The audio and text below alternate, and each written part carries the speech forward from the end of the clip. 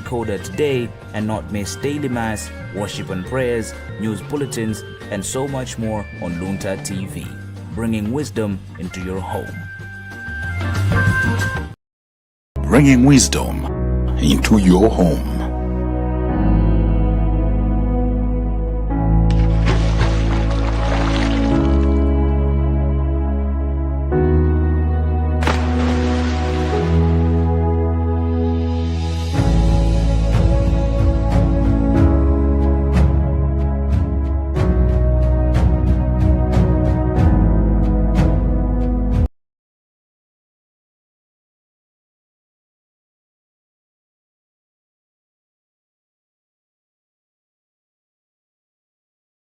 Members, we have a motion on the floor from the leader of the House. The motion is to vary the order paper for us to concentrate on common business bills. Those of that opinion say aye. Aye. Those of the contrary opinion say no. The ayes have it and the motion is carried.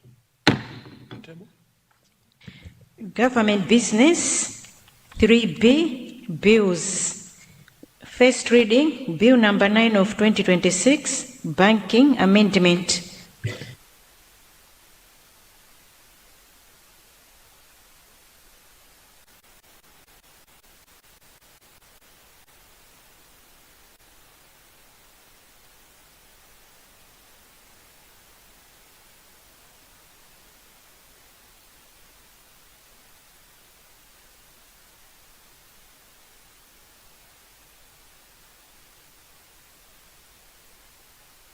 Honourable Minister of Finance, as you will see, the bill has satisfied the 7-day notice.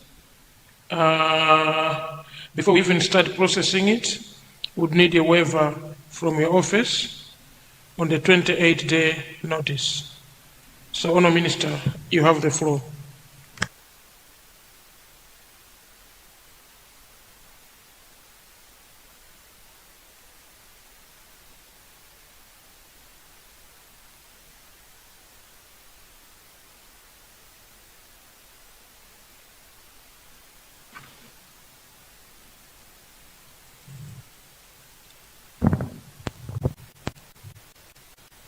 Thank you, Mr. First Deputy Speaker.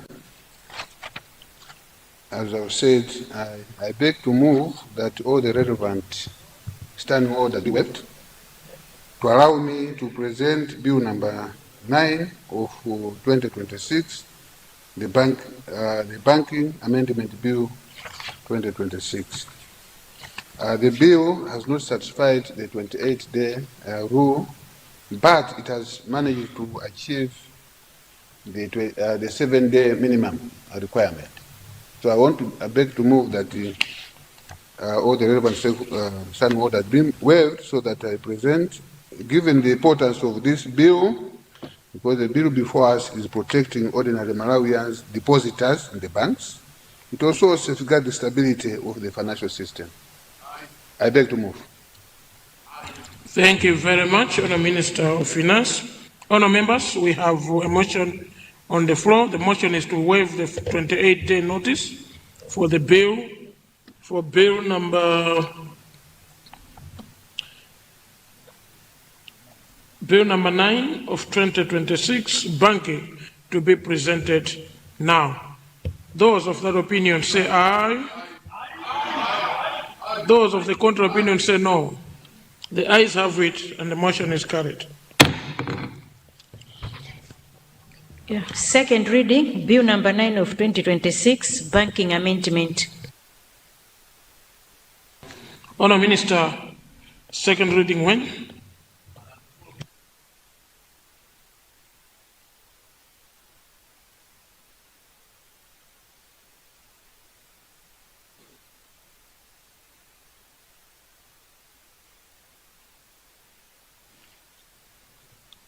Mr. First Deputy Speaker, today and now. Honourable members, we have a motion. Motion is to allow second reading of the bill be taken today and now. Those of that opinion say aye. Aye. Those of the contrary opinion say no. The ayes have it and the motion is carried.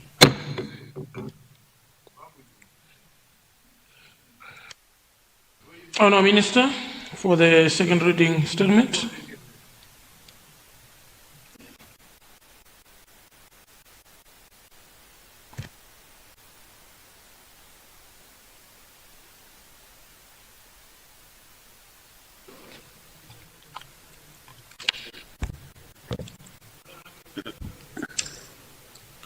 Mr. First Deputy Speaker, I beg to move that the Banking Amendment Bill 2026 be now read for the second time.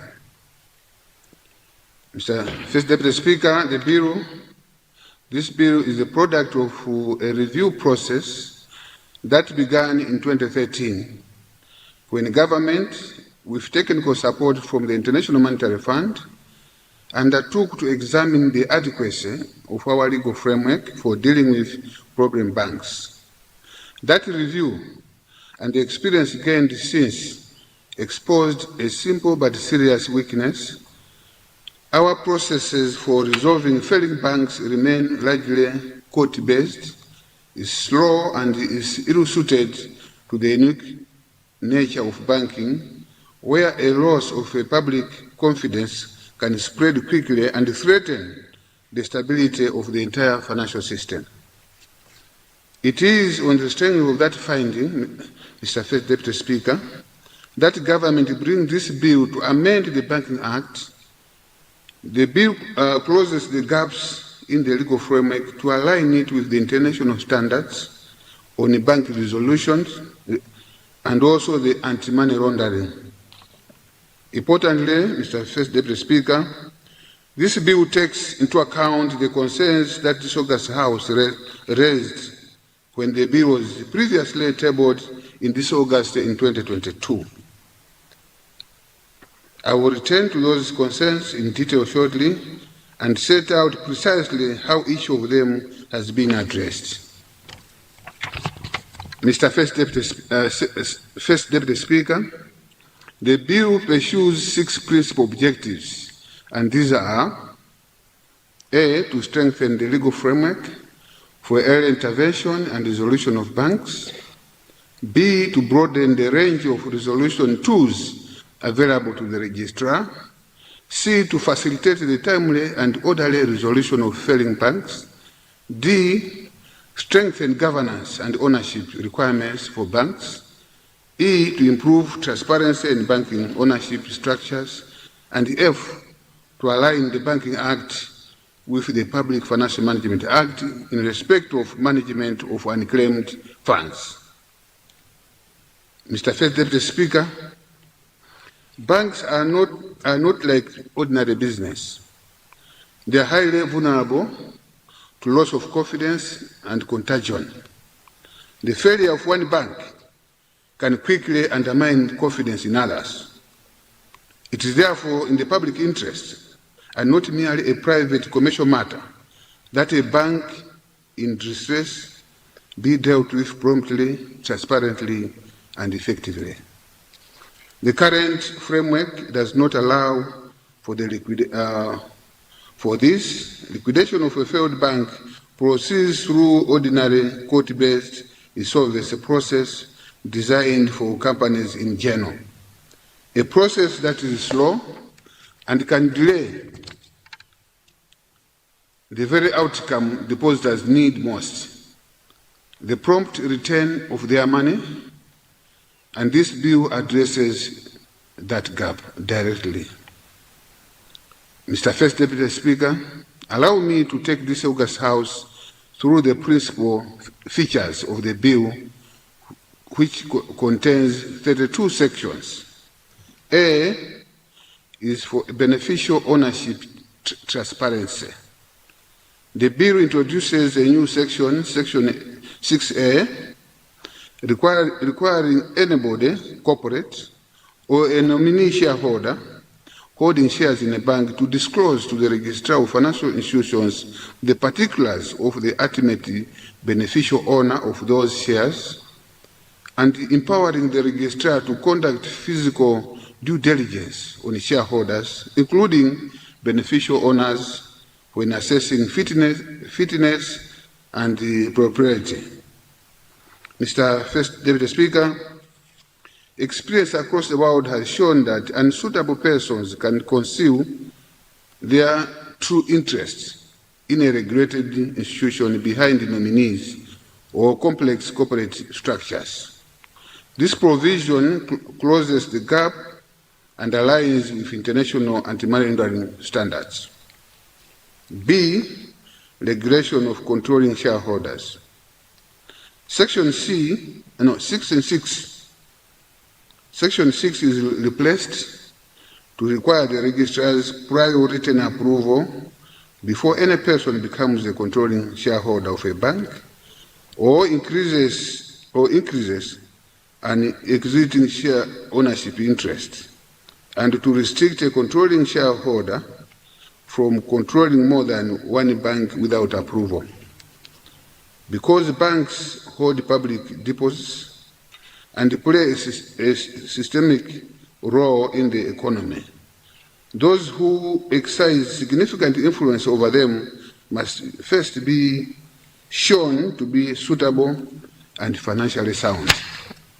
C, removal of shareholders who cease to be fit and proper.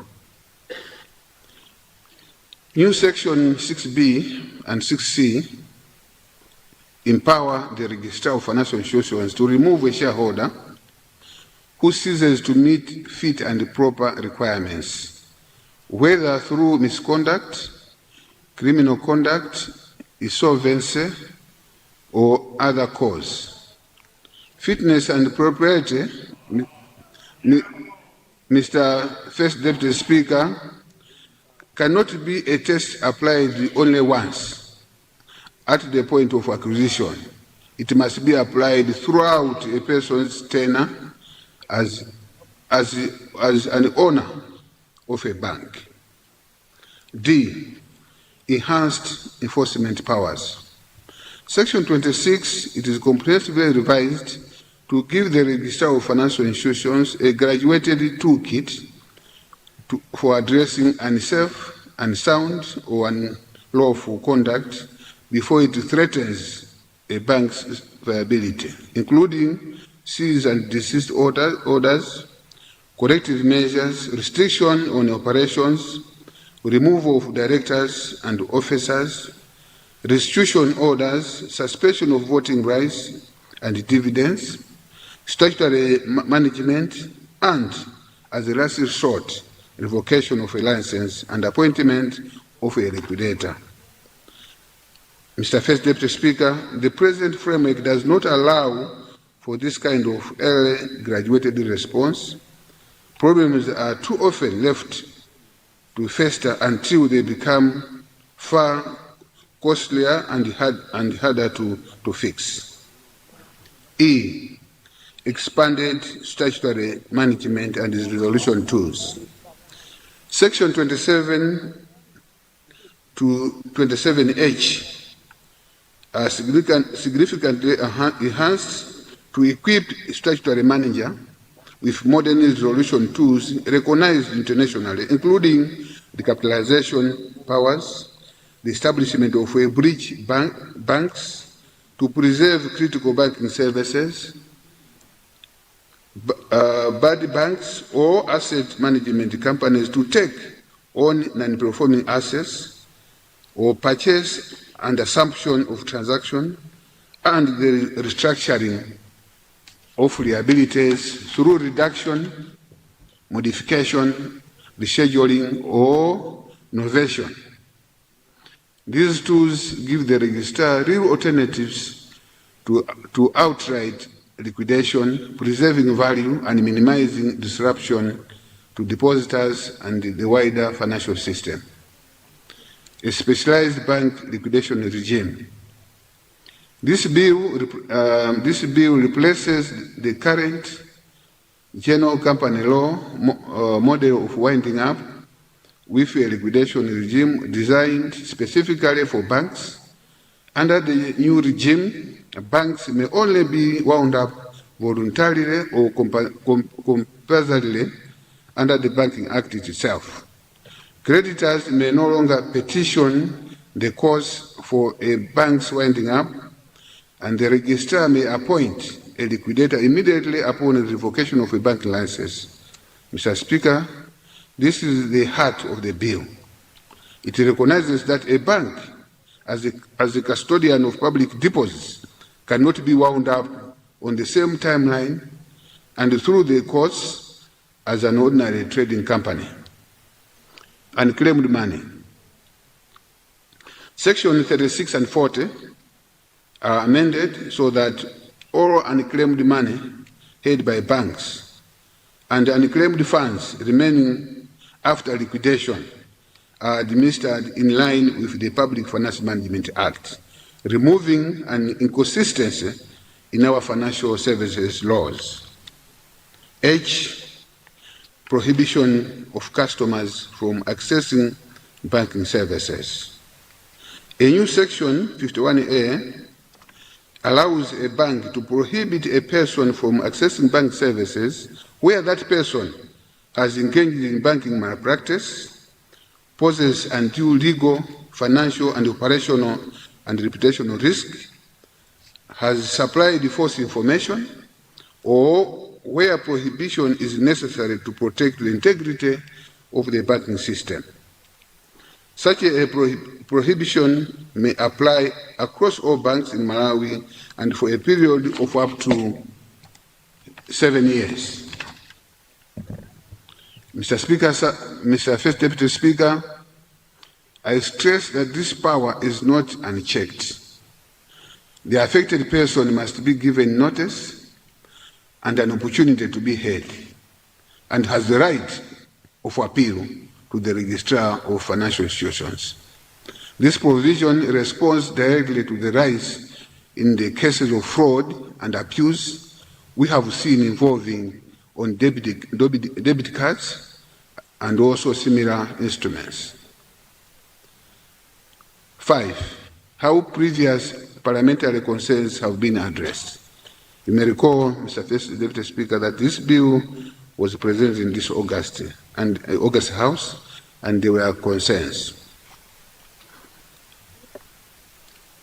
Let me now turn to a matter I know is of particular interest to this August House. The concerns honourable members raised in 2022, when this bill was last brought before this House. I want to assure this August House that each of those concerns has been carefully considered and addressed in the bill now before you. First, members were concerned with the requirement for the regular approval of persons acquiring control of a bank indirectly or in concert with another person, a formulation seen as too broad and uncertain. Mr. First Deputy Speaker, that language has now been removed. The bill now retains only the requirement for approval of persons becoming controlling shareholders directly without the broader and more uncertain indirect or in concert test. Second, members raised concerns about provision allowing intrusive examination of beneficial owners. Mr. First Deputy Speaker, that provision has also been restructured. The bill now provides for physical due diligence, confirming identity, presence, documentation like standard KYC and anti-money laundering practice on shareholders as part of the ordinary fit and proper assessment, rather than a separate and open-ended power to examine beneficial owners. The other concern, Mr. First Deputy Speaker, was that a shareholder could be removed from a bank without being given a fair hearing. Mr. First Deputy Speaker, the bill now expressly requires the Registrar of Financial Institutions to give the shareholder an opportunity to be heard before any decision to remove them is made. Fourthly, Mr. First Deputy Speaker, honourable members also objected to the suspension of a removed shareholder's dividend rights. Mr. First Deputy Speaker, that restriction has now been removed entirely, Under the current bill, a removed shareholder would continue to receive dividends declared until such time as their shares are sold. Only the voting rights of such shareholder are suspended. Fifth, and perhaps the most significant one, members objected to provisions that would have allowed enforcement action against persons who had merely been charged with an offense or who had in fact been acquitted by the courts. Mr. Speaker, sir, I can confirm that both of those provisions have been removed from the bill altogether. Mr. First Deputy Speaker, I trust this House will agree that government has engaged in good faith with concerns previously raised, and that the bill now before you reflects a fair balance between strengthening the registrar's supervisory powers and also protecting the legitimate rights of bank shareholders. Expected impact. Mr. First Deputy Speaker, the amendments before this House are expected to make the resolution of problem banks faster, more efficient, transparently, and less costly. By enabling the Registrar of Financial Institutions to act administratively rather than through protracted court proceedings, the bill now allows for timely intervention that better protects depositors and preserves financial stability. More broadly, Mr. First Deputy Speaker, a credible resolution framework strengthens confidence in the banking system as a whole. Depositors, investors, and development partners need to know that Malawi has the tools to deal decisively with a failing bank before if the troubles spread. And this bill gives us those tools. In conclusion, Mr. First Deputy Speaker, the amendments contained in this bill are about protecting ordinary Malawian depositors, safeguarding the stability of the financial system, and ensuring that when a bank does fail, it is dealt with swiftly, fairly, and in a manner that limits harm to the wider economy. They also reflect a bill that has been strengthened by this House on scrutiny. The concerns honourable members raised in 2022, which have also shaped this bill, to make it a better, fairer, and a fairer piece of legislation. I therefore submit the Banking Amendment Bill 2026 to this August House, and I would like to urge honourable members to support this bill. Mr. First Deputy Speaker, I beg to move.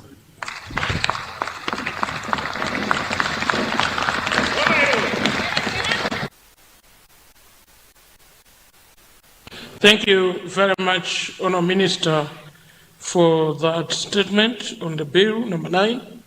Honourable members, if you follow our own procedures, at this level the bill is being referred to political party spokespersons. I will recognize the honourable member for Dowampuzu constituency to speak on behalf of the Malawi Congress Party. Dowampuzu, you have the floor. Thank you, Mr. Speaker.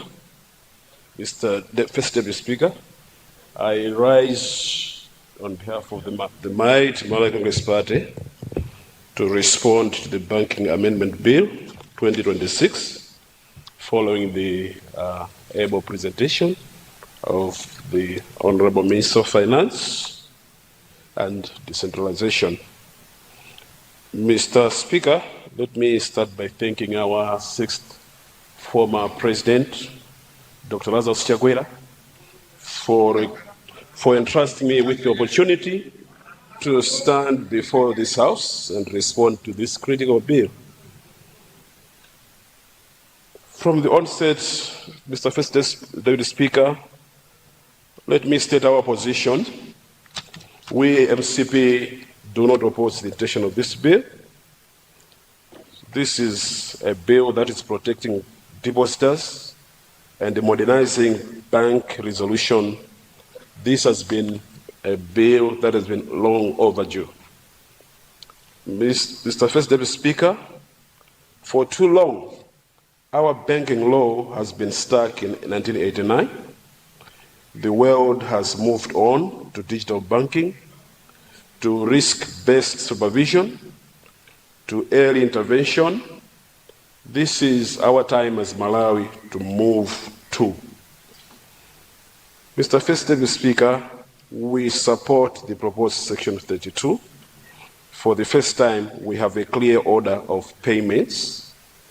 Deposits are prioritized. Partial distributions are allowed.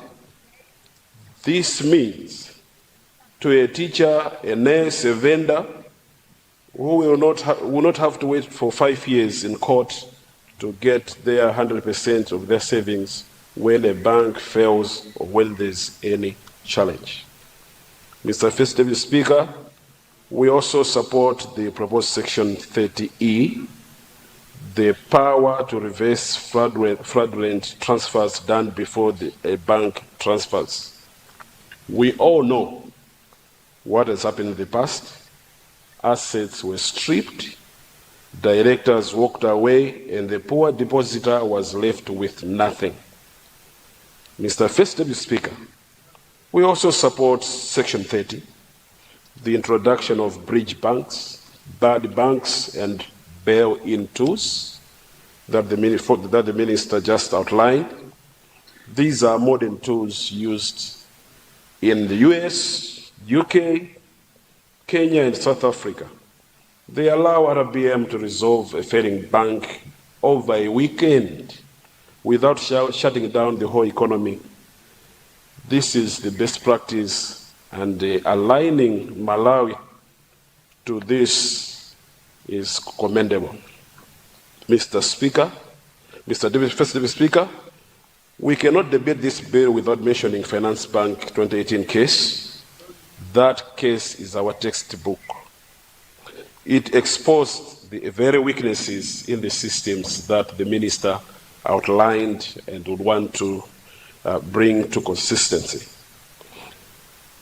There were no depositor priorities, no quick resolutions, there was no transparency. Depositors suffered while lawyers argued over years, and assets lost value. In this bill, First Deputy Speaker, the Honourable Minister and the government has responded and covered the shortfalls that brought us to the Finance Bank case. Deposits are now prioritized, fraudulent assets can be clawed back, RBM now has resolution powers. But Mr. First Deputy Speaker, Finance Bank also taught us a lesson about trust. Then decisions were made in secret, with no public scrutiny, no explanation, and no appeal. This bill has tackled all those gaps. However, Mr. First Deputy Speaker, our support would not just go without us mentioning a few concerns. We have raised 3 concerns that we ask government to address. Concern number 1 is about the depositor protection on paper versus reality.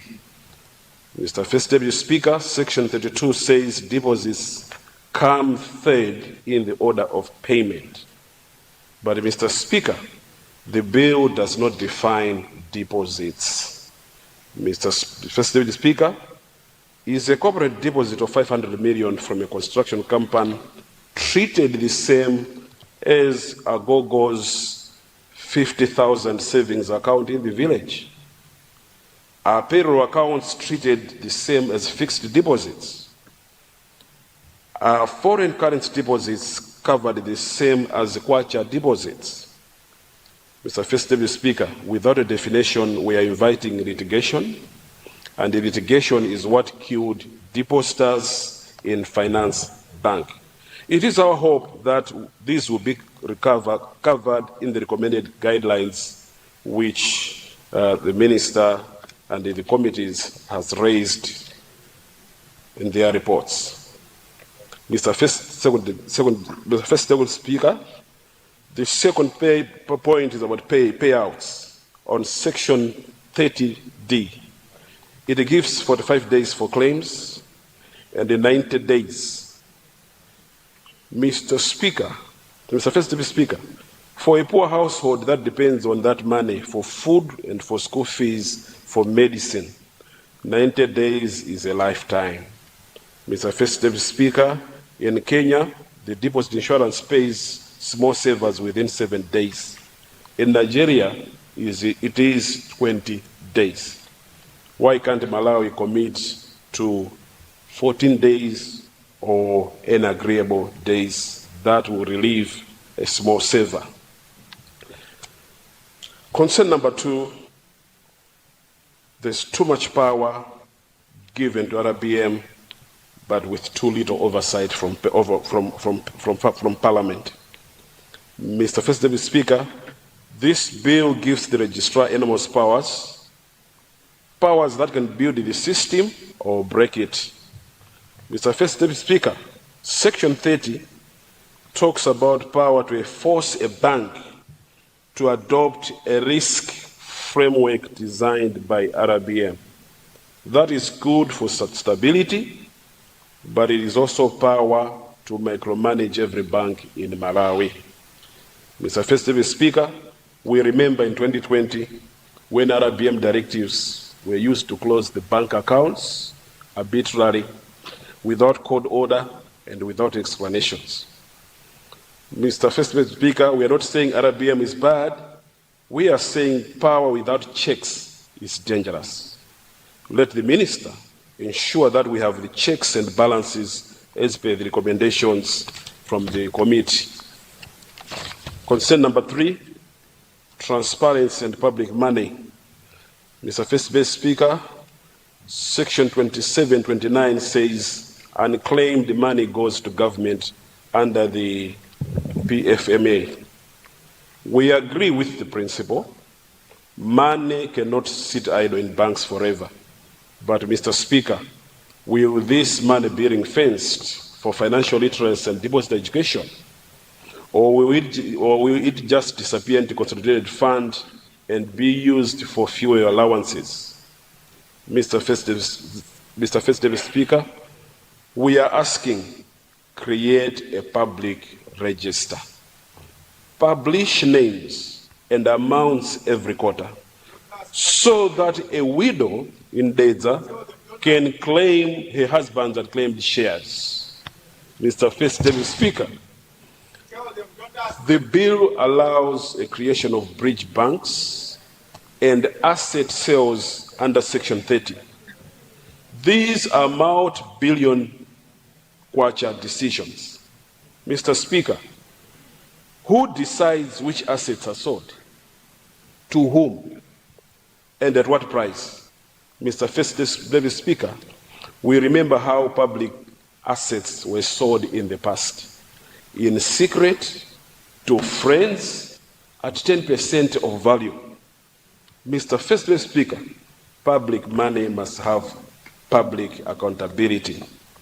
We propose every asset sale above 100 million kwacha must be published and done through an open tender. In conclusion, Mr. First Speaker, the Might Malawi Congress Party supports this Banking Amendment Bill 2026. We support it because depositors must come first. We support it because Malawi needs modern resolution tools. Mr. First Speaker, let us pass a law that protects both the financial system and the Malawian citizen. Let us make the banking faster, but also fair and transparent. Mr. First Speaker, modernization without inclusion is exclusion. Reform without accountability is abuse. Mr. First Speaker, with these few words, Malawi Congress Party supports the bill. I thank you, Mr. Speaker. Thank you very much. Thank you very much. Honourable members, just to guide the House, the member speaking was a spokesperson, so I could not entertain any disruptions. Honourable member for Lilongwe Likuni, I hope you are following the debate on the floor, but I hope you are following the debate on the floor. It is a very important bill, and let's all follow and listen so that the processes of the bill continues. I've just realized that our friends in the UTM are still short by one member to qualify to present a spokesperson, but I still use my discretion. I pray the next elections, a by-election anywhere, UTM needs to camp there to secure that one member. So you qualify for a place in the business committee and a spokesperson. But for now, I'll recognize you on my discretion. So UDF and PP, please be ready for the next bills. You might be recognized also to air your views. Thank you very much. UTM? Thank you very much, Second Deputy Speaker, First Deputy Speaker, for your consideration. Indeed, UTM would want to respond to Bill number 9, because it is indeed a very important bill. Mr. First Deputy Speaker, let me state that I support the objectives of this bill, because a stable banking sector is a backbone of every economy. Banks safeguard the savings of our people, facilitate investment, support businesses, and maintain confidence in our financial system. Mr. First Deputy Speaker, banks safeguard the savings of our people, facilitate investment, support businesses, and maintain confidence in our financial system. Therefore, strengthening the legal framework for dealing with distressed banks is both necessary and timely. The Constitution of the Republic of Malawi, First Deputy Speaker, under Section 13, places an obligation on the state to promote the welfare and economic development of Malawians. A strong and stable financial sector is therefore consistent with our constitutional responsibility to create conditions that support economic growth and protect citizens' livelihood. The introduction of modern bank resolution, such as bridge banks, asset management companies, mandatory recapitalization, purchase and assumption transactions, and enhanced statutory management reflect international best practice. These reforms have the potential to minimize disruption to the economy and better protect depositors when a bank encounters serious financial difficulties. However, while we support the principles of the bill, I believe there are several areas that still deserve careful consideration by the Minister. First, Mr. First Deputy Speaker, sir, the bill grants enormous powers to the registrar.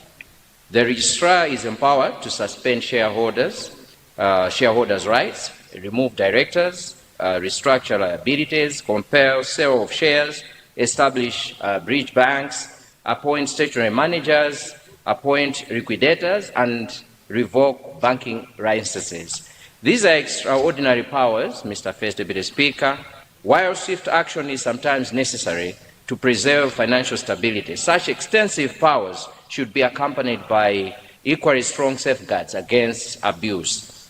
The Constitution under Section 12 establishes that all institutions that persons exercising public powers must do so in accordance with constitutional values, including accountability, transparency, and good governance. Concentrating so much authority in one office, Mr. First Deputy Speaker, without sufficient oversight may undermine these constitutional principles. I therefore propose that significant decisions, particularly those involving compulsory transfers of ownership or the creation of bridge banks, should be accompanied by clear reporting requirements to Parliament through the responsible minister. Secondly, Mr. First Deputy Speaker, sir, I'm concerned about the protection of shareholders' rights.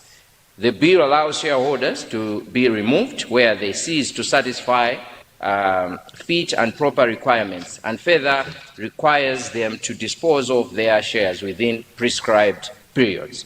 While this may be justified where financial stability is at risk, shareholders also enjoy constitutional protection to protect property rights. Section 28 of the Constitution provides that every person shall be able to acquire property alone or in association with others, that no person shall be arbitrarily deprived of that property. Therefore, any compulsory transfer, forced disposal, or interference with ownership rights must be based on a clear legal procedures, fair evaluation, and proper justification. The law should guarantee fair evaluation of shares, written reasons for decisions, transparent procedures, and an effective right of appeal before irreversible action is taken. Financial stability, Mr. First Deputy Speaker, and constitutional rights should be complement each other rather than compete. Thirdly, Mr. First Deputy Speaker, I wish to raise the issue of legal consistency. The bill provides that where there is an inconsistency between Banks Act and Companies Act or the Financial Services Act, the Banking Act shall prevail. It further overrides shareholder agreements and company articles in certain circumstances. Although special treatment for banks may be justified because of systematic risk, Parliament should avoid creating unnecessary conflicts between statutes. The Constitution under Section 5 provides that any law inconsistent with the Constitution is invalid. Therefore, while Parliament has the authority to create special regulatory frameworks, those frameworks must still operate within the constitutional boundaries and respect fundamental rights. The supremacy clause should therefore be limited only to matters strictly necessary for protecting depositors and maintaining financial stability. Hence, the need for clear guidelines for implementation. Fourthly, Mr. First Deputy Speaker, sir, depositors deserve a stronger protection. Throughout the bill, we see extensive provisions dealing with regulatory intervention, liquidation, and restructuring. However, ordinary depositors are likely to ask simple question, Mr. First Deputy Speaker, when will I get access to my money? The Constitution under Section 13 requires the state to provide, to actively promote the welfare and economic security of Malawians. Protecting depositors is therefore not merely a banking issue, it is a matter of public interest. The bill should provide clear timelines for payment of insured deposits and require prompt public communication whenever a bank is placed under statutory management or liquidation. Confidence in the banking system depends not only on regulation but also on public certainty. Fifthly, Mr. First Deputy Speaker, sir, the bill introduces bridge banks and asset management companies. These are important tools for managing failing banks. However, the bill does not sufficiently explain how these institutions will be funded, how assets will be valued, who will oversee them, or what protection exists against abuse. Whenever public resources may be exposed, Parliament must insist on transparency, independent valuation, and regular external audits. This is consistent with the constitutional principle under Section 12 that public authorities must exercise power in a manner that promotes accountability and responsible governance. Sixthly and lastly, Mr. First Deputy Speaker, the bill strengthens restriction on insider lending. This is one of the strongest provisions, Mr. First Deputy Speaker, in this bill and deserves support. Malawi has experienced a situation where weak governance and related party lending have contributed to financial instability. However, these provisions can be strengthened further by requiring regular disclosure of insider lending to the registrar and ensuring that directors approving unlawful transactions are held personally accountable.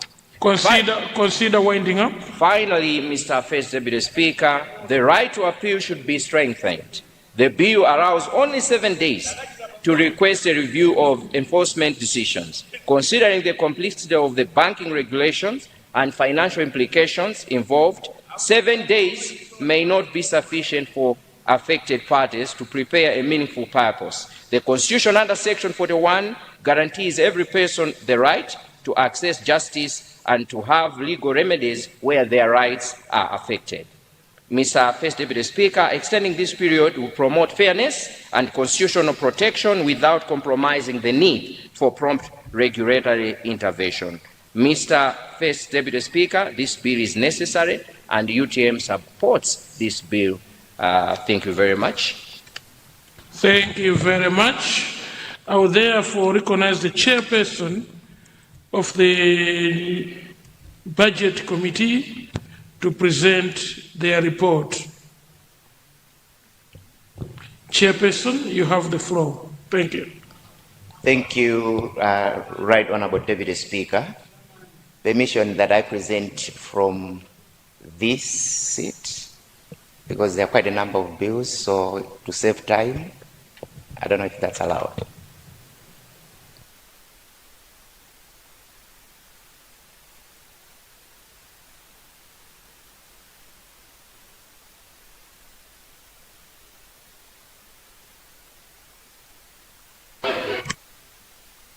Yeah, Chairperson, you can indeed use your seat and your gadget to present the report. Thank you. Thank you very much, Right Honorable Deputy Speaker.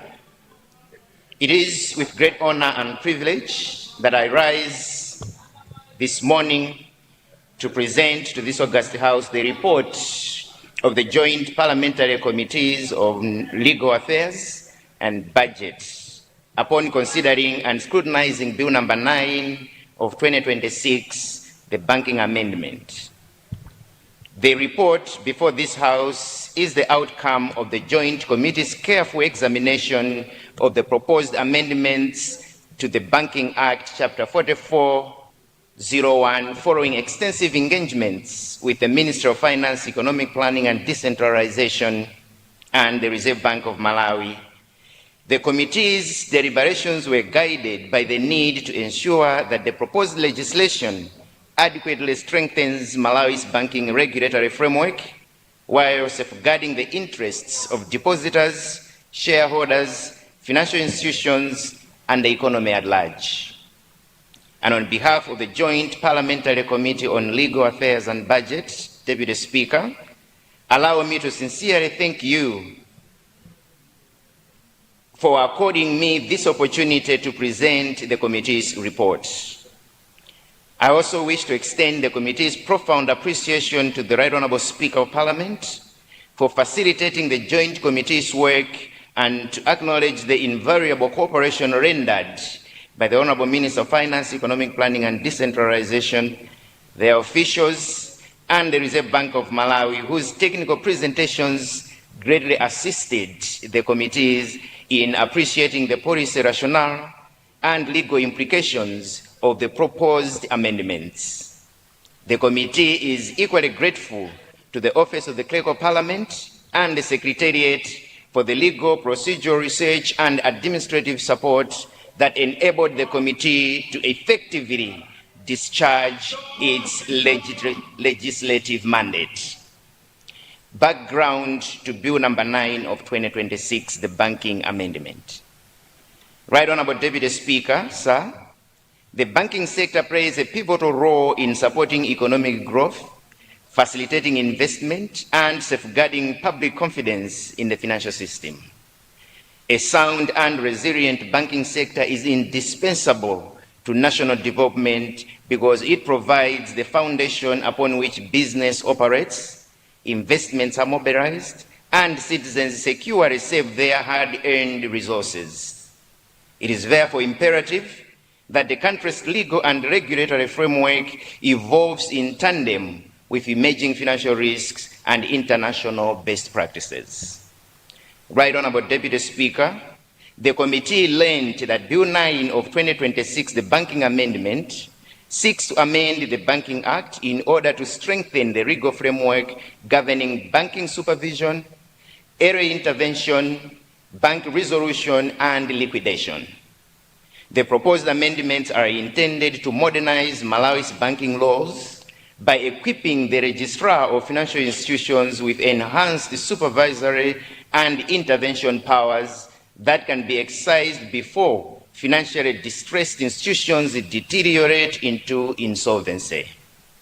The committee was informed that the existing Banking Act does not adequately provide for modern banking resolution mechanisms capable of addressing emerging risks in the financial sector, thereby exposing depositors' funds and financial stability to unnecessary risks whenever banking institutions encounter financial distress. Right Honorable Deputy Speaker, sir, the committee further learned that the bill seeks to align Malawi's banking legislation with internationally recognized standards governing bank resolution and financial sector resilience. In this regard, the bill introduces a comprehensive legal framework that provides for mandatory recapitalization of distressed banks, purchase and assumption transactions, bridge banks, asset management companies, bail-in arrangements, strengthened ownership requirements, and improved liquidation procedures. Collectively, these reforms are intended to strengthen depositor protection, preserve financial stability, and enhance public confidence in Malawi's banking sector. The committee's methodology. Right Honorable Deputy Speaker, sir, in discharging its legislative responsibility, the Joint Parliamentary Committee on Legal Affairs and Budget adopted a systematic approach in scrutinizing the proposed bill. The committee first received comprehensive policy briefings from the Minister of Finance, Economic Planning and Decentralization, together with technical officials from the Reserve Bank of Malawi. These engagements enabled members to appreciate the policy objectives underlying the proposed amendments, the shortcomings in the existing legal framework, and the need to introduce internationally recognized bank resolution mechanisms capable of responding promptly to financial distress within the banking sector. Right Honorable Deputy Speaker, following these policy presentations, the committee undertook a detailed clause-by-clause scrutiny of the bill. And during this exercise, every proposed amendment was examined against the provisions of the Principal Act with particular attention to its legal, regulatory, and policy implications. The committee further assessed whether the proposed amendments were consistent with international banking standards and whether they would effectively strengthen financial stability, depositor protection, corporate governance, and supervision of banking institutions in Malawi. This rigorous scrutiny enabled the committee to fully appreciate the significance of the proposed reforms before arriving at its observations and recommendations. Purpose of the bill.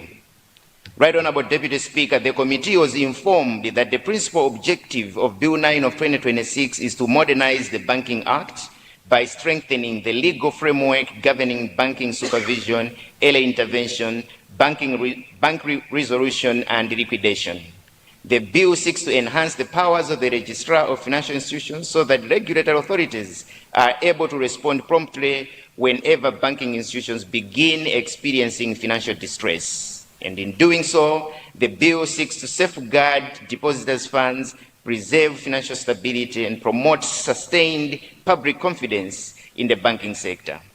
And Right Honorable Deputy Speaker, the committee further learned that the proposed amendments seek to move Malawi's banking regulatory framework away from the traditional reactive approach, where intervention ordinarily occurs after banking institutions or a banking institution has entered severe financial difficulty, towards a proactive regulatory system that enables intervention before financial distress becomes irreversible. Your committee, therefore, was persuaded that this shift represents a significant policy reform because early intervention minimizes the risk of bank failures, whilst reducing the potential financial burden that such failures may impose on depositors, investors, and the economy as a whole. Salient provisions of the bill. Right Honourable Deputy Speaker, allow me now to highlight some of the key provisions contained in the proposed legislation. The committee noted that clause number 2 amends the interpretation section of the Principal Act by introducing new definitions and updating existing terminology to accommodate the new bank resolution mechanisms established under this bill. The committee observed that these amendments are essential for promoting legal clarity and ensuring consistency throughout legislation. Deputy Speaker, clause number 3 amends provisions relating to the administration of the Act and strengthens the regulatory powers of the Registrar of Financial Institutions. And your committee noted that these amendments expand the supervisory mandate of the Registrar and align the administration of the Act with a broader bank resolution framework introduced in the bill. And similarly, clause number 4 replaces existing provisions governing ownership and licensing requirements by strengthening beneficial ownership disclosure and enhancing transparency in the ownership structure of banking institutions. The committee believes that these reforms will improve corporate governance and strengthen regulatory oversight within the banking sector. And Deputy Speaker, the committee further noted that clause number 5 inserts new sections, section 6A to section 6C, to regulate ownership control, acquisition of shares, and disclosure obligations relating to the banking institutions. And these provisions are intended to ensure that persons exercising control over banks satisfy prescribed regulatory requirements whilst maintaining transparent ownership structures that are subject to effective regulatory oversight. The committee further noted that clause 6 repeals obsolete provisions of the Principal Act in order to facilitate the implementation of the modern regulatory framework established under this bill. Right Honourable Deputy Speaker, sir, the committee also observed that clause 7 to 15 introduced various amendments relating to licensing, prudential regulation, supervisory powers, corporate governance, enforcement measures, and administrative procedures. Collectively, these provisions strengthen the supervisory authority of the Registrar of Financial Institutions by enabling earlier regulatory intervention before banking institutions experience severe financial distress. Right Honourable Deputy Speaker, sir, perhaps the most significant reforms contained in the bill are found under clause 16, which inserts new sections 27A to 27H, establishing a comprehensive bank resolution framework. The committee learned that these provisions empower the registrar to require mandatory recapitalization of distressed banks, facilitate purchase and assumption transactions, establish bridge banks, authorize the creation of asset management companies, and implement bail-in arrangements where necessary. And these internationally recognized mechanisms are designed to preserve essential banking services, protect depositors, minimize systematic risks, and reduce reliance on taxpayer-funded bailouts whenever banking institutions encounter financial distress. Deputy Speaker, the committee further observed that clauses 17 to 24 strengthened the statutory management and banking resolution framework by expanding the intervention powers available to the registrar before the banking institution is placed under statutory management. And the committee also noted that clauses 25 to 31 repeal outdated provisions and harmonize the Banking Act with the new regulatory architecture, whilst clause number 32 introduces a new section 51A, conferring additional regulatory powers necessary to fully implement the revised banking resolution framework. The committee's observations. Right Honourable Deputy Speaker, sir, Having carefully scrutinized Bill number 9 of 2026, your committee was satisfied that the proposed amendments represent a significant step towards strengthening the resilience and stability of the Malawi banking sector. The committee welcomed the proposed reforms, observing that they considerably strengthen the country's legal framework for responding to financial distress within banking institutions.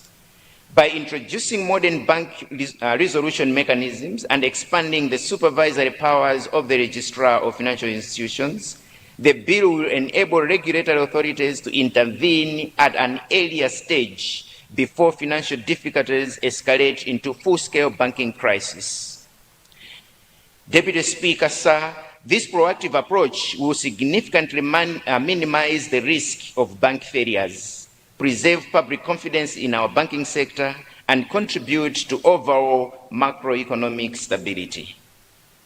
Right Honourable Deputy Speaker, one of the most commendable aspects of this bill is its deliberate focus on protecting depositors. The committee noted with satisfaction that introduction of mechanisms such as purchase and assumption transactions, bridge banks, and mandatory recapitalization reflects a shift from merely rescuing distressed financial institutions to safeguarding the interests of ordinary Malawians whose savings are entrusted to the banks.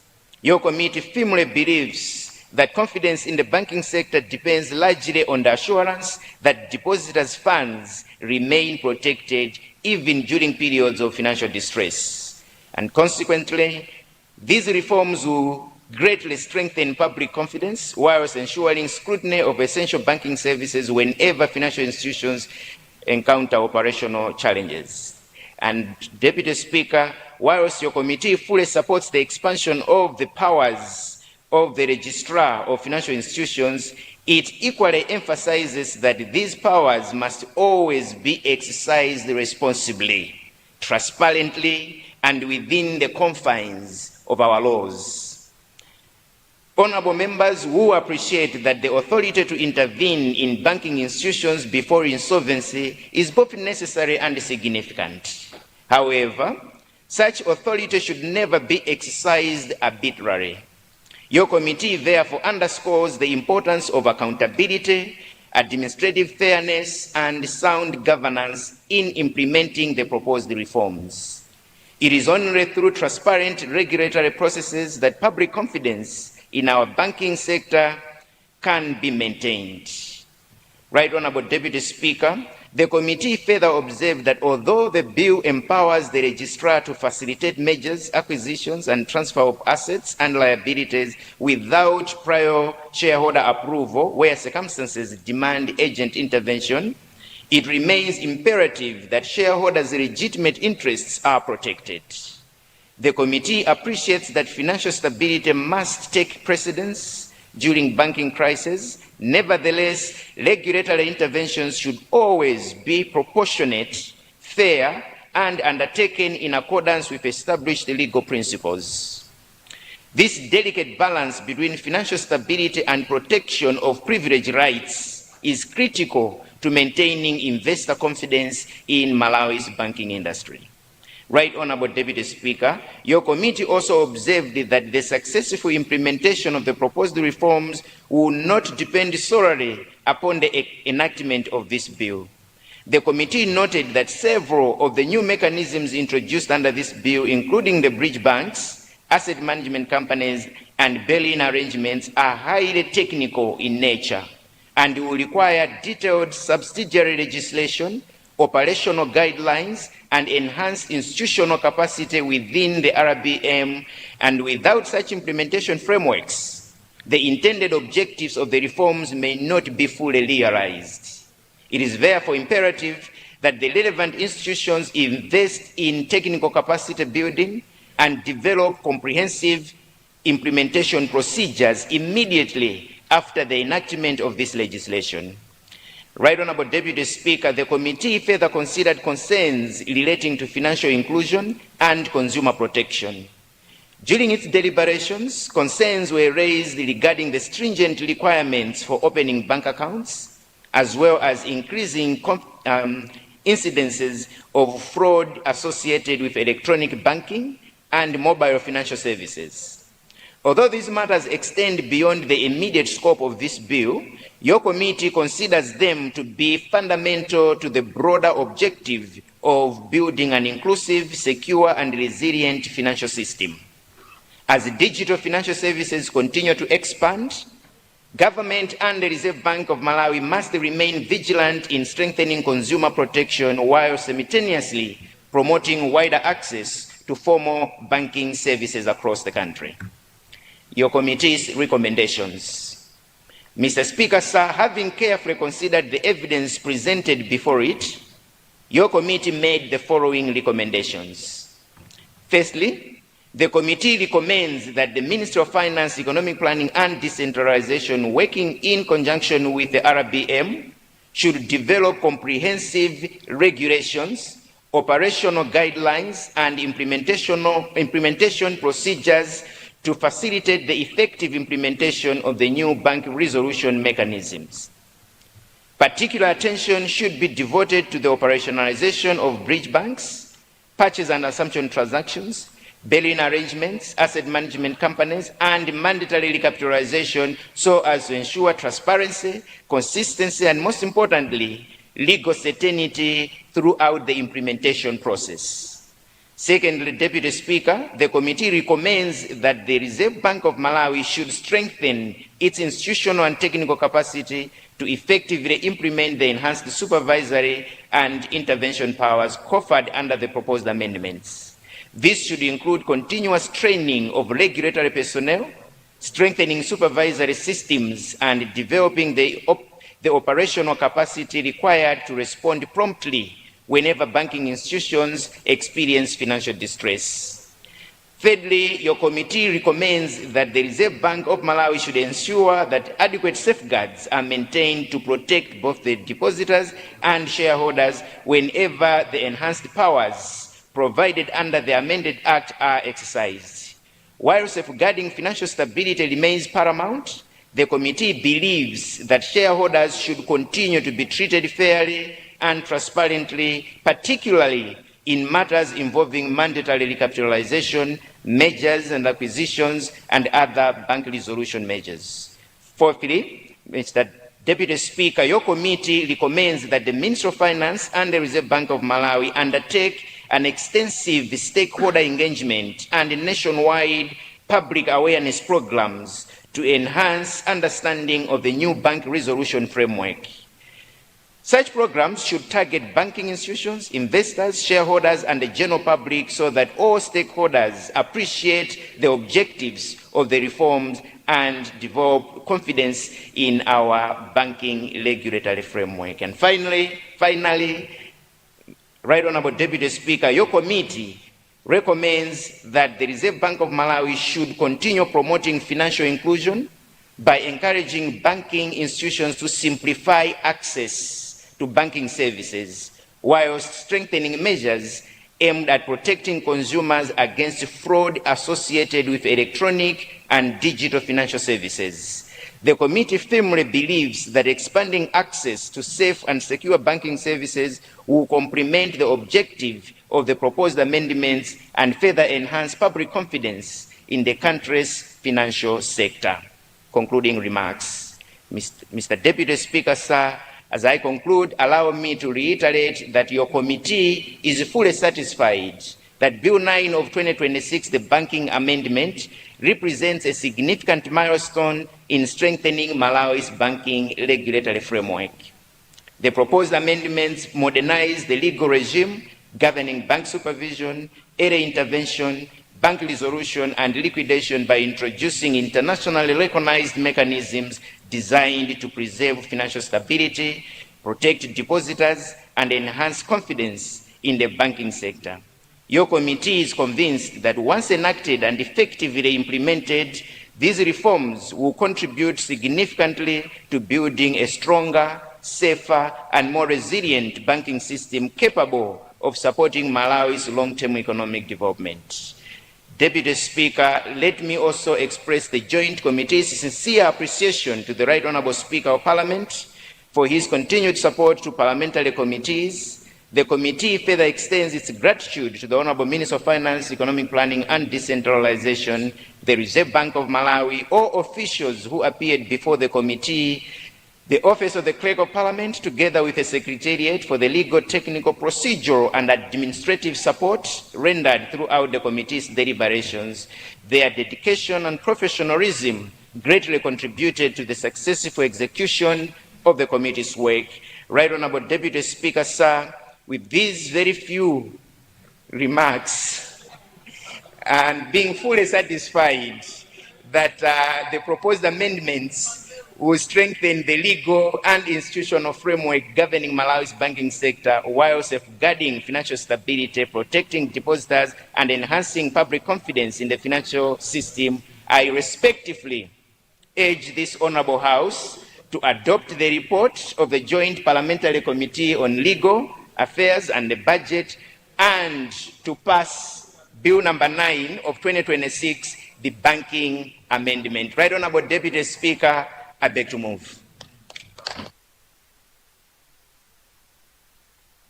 Thank you very much. Thank you very much, Chairperson, for those words. Honourable members, let me intervene.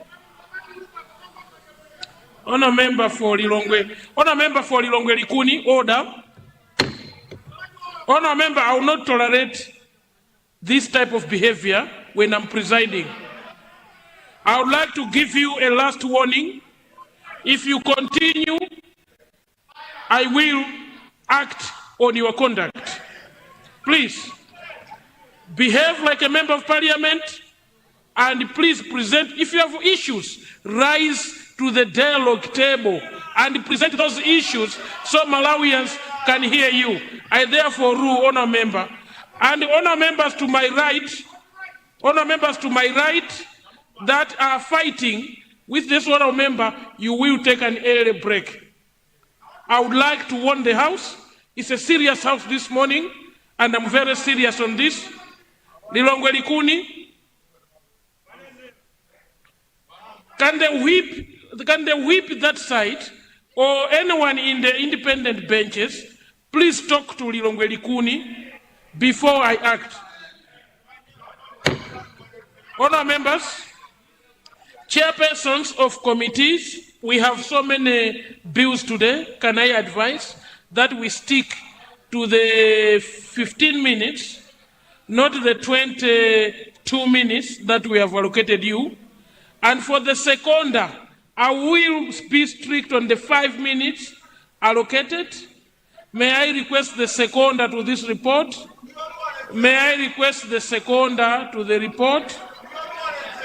Honour member for Luntha Site Chiromoni constituency for secondment.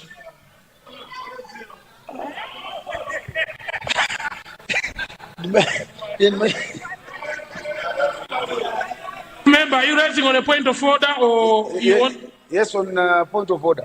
Yeah, please, you have the floor. There's still no order on the behavior of the honorable member. Speaker, I suggest we must buy some breathalyzers. Some members are coming drunk in this house. You can see from the behavior. You have made a ruling, the honorable member is still making noise. Look at what he's doing. He's challenging you, the chair. You have the power. Can you act? Show us. Thank you, Chair.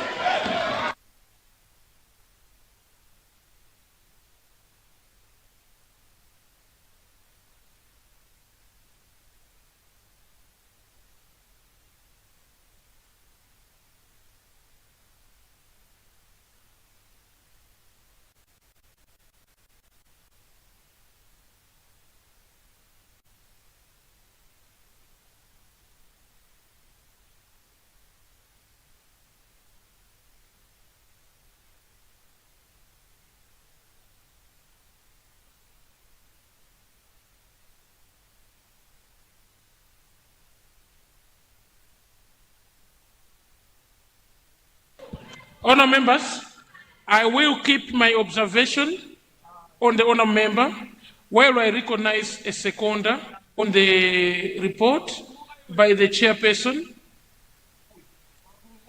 Seconder, Honourable Member for Lilongwe, the landlord, Lilongwe City Centre constituency. We seem to be having a very calm landlord. We are very happy for you, sir. We used to have a landlord that was known by everyone. Landlord, you have the floor, sir.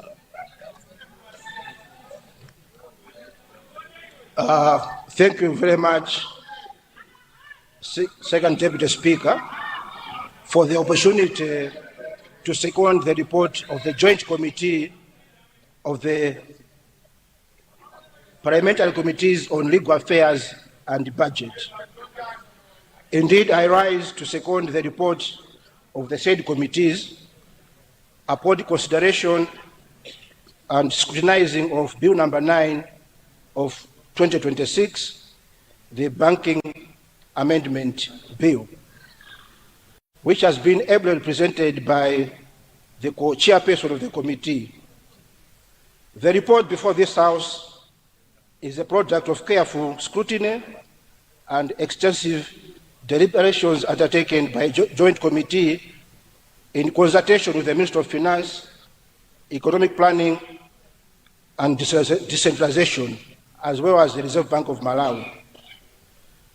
Mr. Second Deputy Speaker, sir, the chairperson has already explained how the committee carefully examined the proposed amendments with the objective of determining whether they adequately strengthen Malawi's legal framework as far as governing the banking supervision, early intervention, and bank resolution is concerned. The committee was satisfied that the proposed reforms represent an important step towards building a stronger, more resilient, more stable financial sector capable of responding effectively to emerging risks. Mr. Second Deputy Speaker, sir, without repeating what has already been ably presented by the co-chairperson, allow me to highlight a few additional observations which convinced the committees that this bill deserves the support of this honourable House. Mr. First Deputy Speaker, sir, your committee observed that one of the greatest strengths of the bill is its shift from a reactive regulatory framework to a proactive one. Under the current legal framework, intervention only occurs after a banking institution has already faced severe financial distress. The proposed amendments empower the Registrar of Financial Institutions to intervene at an earlier stage, thereby preventing situations from deteriorating into full-scale banking crisis. The committee considered this to be a progressive reform that will enhance confidence in the country's financial system while protecting the economy from unnecessary disruptions. Mr. First Deputy Speaker, sir, the committee was equally impressed by the deliberate emphasis placed on protecting depositors. Honourable members will appreciate that whenever a bank experiences financial difficulties, it is ordinary citizens and businesses who often bear the greatest uncertainty regarding the safety of their savings. The introduction of mechanisms such as bridge banks, purchase and assumption transactions, and mandatory recapitalization demonstrates government's commitment to safeguarding depositors while ensuring continuity of essential banking services. Your committee firmly believes that these measures will significantly strengthen public confidence in the banking sector. The committee also welcomes the enhanced powers being conferred upon the Registrar of Financial Institutions. It equally wishes to confirm these powers and adds that they must always be exercised in a transparent, objective, and accountable manner. The committee was of the considered view that strong regulatory powers must be accompanied by equally strong principles of good governance, administrative fairness, and accountability if public confidence in the financial system is to be maintained. Mr. First Deputy Speaker, sir, the committee further observed that although the bill introduces internationally recognized bank resolution mechanisms, their successful implementation will depend largely upon adequate institutional preparedness. Mechanisms such as bridge banks, asset management companies, and bail-in arrangements require highly specialized technical expertise. The committee therefore believes that continuous capacity building within the Reserve Bank of Malawi, coupled with detailed operational guidelines, will be essential for the effective implementation of these reforms. Mr. First Deputy Speaker, sir, another matter that attracted the committee's attention relates to financial inclusion and consumer protection. As Malawi increasingly embraces digital financial services, consider winding up. Cases of electronic fraud continue to pose challenges to consumers.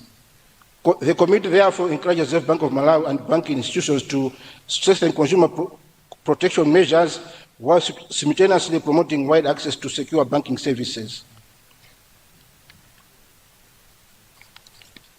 Recommendations.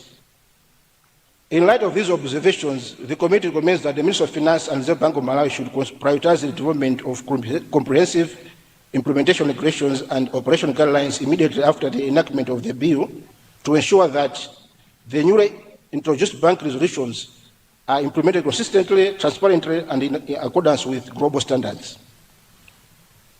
The committee further recommends that the Reserve Bank of Malawi should consider strengthening its institutional and technical capacity to effectively discharge the expanded supervisory responsibilities provided under the amended Act. Equally important is the need to ensure that depositors remain adequately protected while shareholders are treated fairly whenever regulatory interventions become necessary. The committee recommends that government and the Reserve Bank of Malawi should undertake sustained public awareness programs to help banking institutions, investors, shareholders, and members of the general public understand the objectives and practical implications of the new bank resolution framework. Such stakeholder engagement will be essential in promoting confidence and ensuring the smooth implementation of the proposed reforms.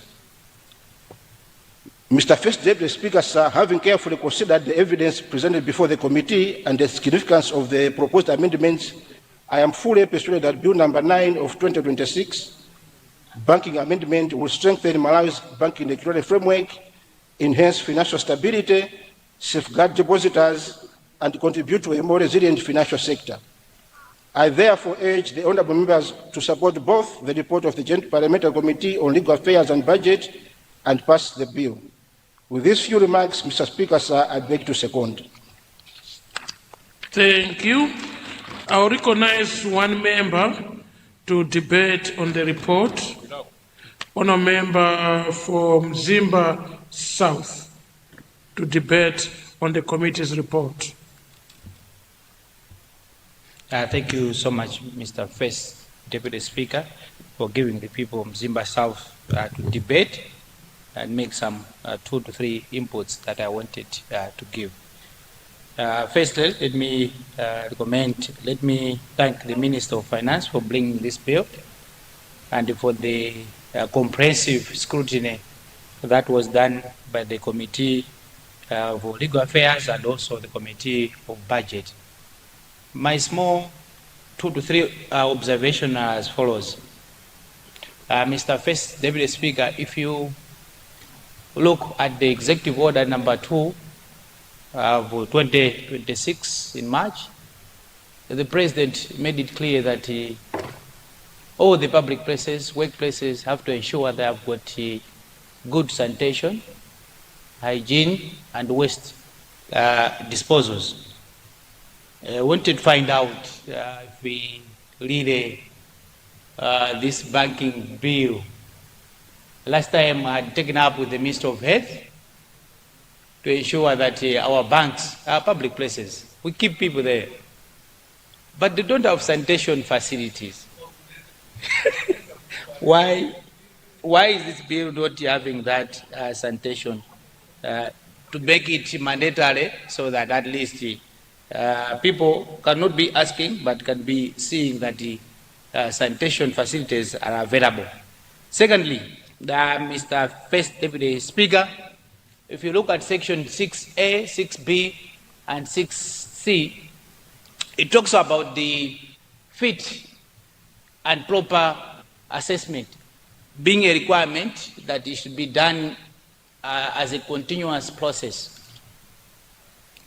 immediately you introduce such kind of facility to the shareholders, I thought it was proper that specific intervals, specific period, let's say 2 months or 6 months after the shareholders have been incorporated, they need to know that at least the Reserve Bank will come and reassess them, whether they're still more fit, their creditworthiness to be the shareholders of the companies.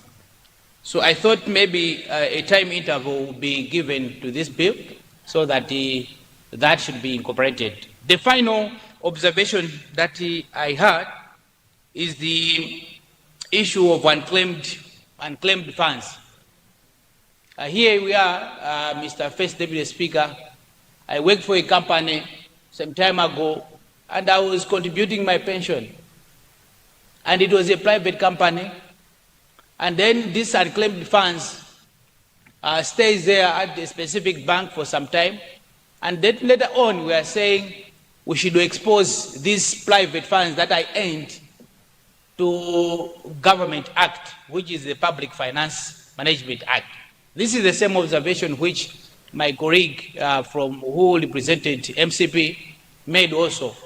I don't think it can be correct that we should be exposing the money that you have earned privately, you worked it privately, and then later on you are exposing it to the regulations that are followed by the Public Finance Management Act. I thought maybe the Ministry of Finance and the Reserve Bank would clearly look at this and also make the proposals that have been made by Malawi Congress Party. With these few remarks, Mr. First Deputy Speaker, those were my three observations that I've made, but people of Mzimba South support the bill. Thank you. Thank you very much. I see Leader. Mr. First Deputy Speaker, I beg to move that debate on the bill be curtailed in order for the Minister of Finance to wind up. I beg to move. Leader, the report, we are closing the report. Not necessarily the committee report that was presented, ably seconded, and debated by Mzimba South is the one we are curtailing right now. Thank you, Leader. Thank you very much with the guidance, First Deputy Speaker. And therefore, I beg to move that debate on the report be curtailed in order for the chairperson of the committee to wind up. I beg to move. Members, we have a motion on the floor. The motion is to curtail debate on the report by the Joint Committee of Legal Affairs and Budget for the chairperson to wind up. Those of that opinion say aye. Those of the contrary opinion say no. The ayes have it, and the motion is carried. Chair, to wind up. Thank you, Right Honourable Deputy Speaker. Allow me to thank Mzimba South for the observations that he has made. They are very pertinent, and I would want to agree with him that the issue of sanitation in the banking halls need to be looked at seriously. They don't have to be inside the banking halls, but at least people should be given the sanitation facilities, even outside the banking halls. Section 6A, B, C, fit and proper. Let me also say that this issue was discussed at the committee's deliberations, and fit and proper is not a new thing in the banking sector. It already happens even before this bill. And most of the banks are taking the approach which is risk-based. So instead of traditionally having a routine or like quarterly or monthly or biannually, they scan the environment and identify where risk is higher. And most of fit and proper tests are guided by the risk assessment, mostly by the registrar of the financial services. So I would say that others would have more and others might have less, depending on the assessment of the risk exposure. And lastly, on the issue of unclaimed funds. Again, this issue was discussed at length.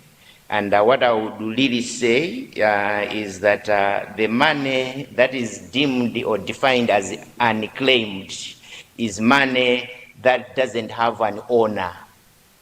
So it could be a private investment, it could be in the public investment, but as long as those monies, insurance or otherwise, or pensions or anything, as long as they do not have an identified owner, then that one is defined as unclaimed. So you will not have unclaimed money when you know who that money belongs to.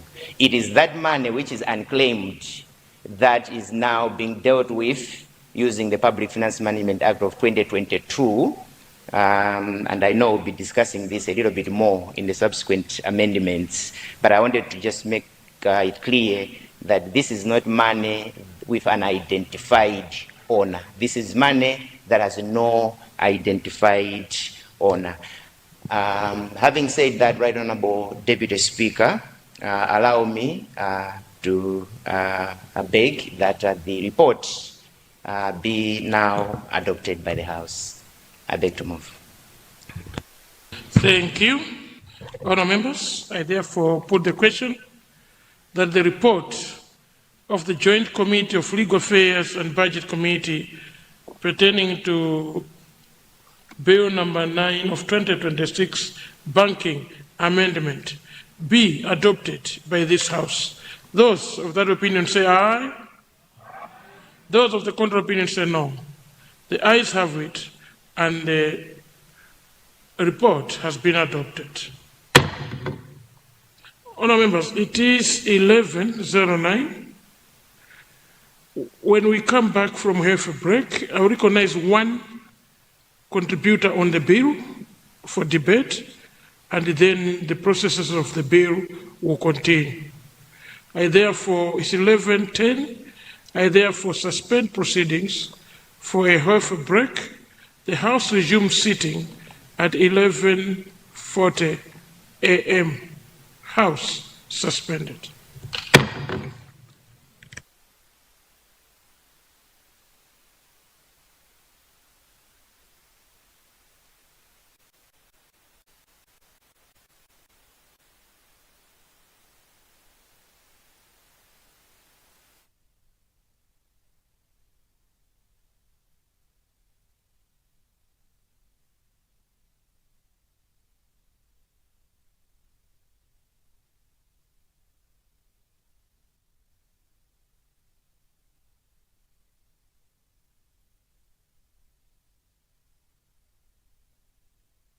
Luntha Television stands as an autonomous faith-based broadcaster with a national and international reach. Experience the difference with Luntha Television, where innovation meets experience. Our dedicated team, backed by cutting-edge technology, ensures seamless execution and unparalleled results. Luntha guarantees credibility and professionalism in all its endeavors and services. We offer, among this, production and broadcasting of jingles, music videos, narratives, documentaries, press services and programs on location or outside, live broadcasting of mass and other church functions, government or indoor functions, and political rallies, creation and broadcasting of special programs, sponsored content, sports and entertainment, and advertising for small, medium and large enterprises. All services are offered at competitive prices. Tune in daily to catch Luntha Television on Zuko on Channel 51, Starsat Channel 474, Star Times Channel 474, Topstar 474, Kriyekilie 007, GoTV on Channel 807, Azam on Channel 386, and live streams on our YouTube and Facebook platforms. You can find us in Area 2 Lilongwe or can reach us on 0883 815 055. Come, let us help you grow your business.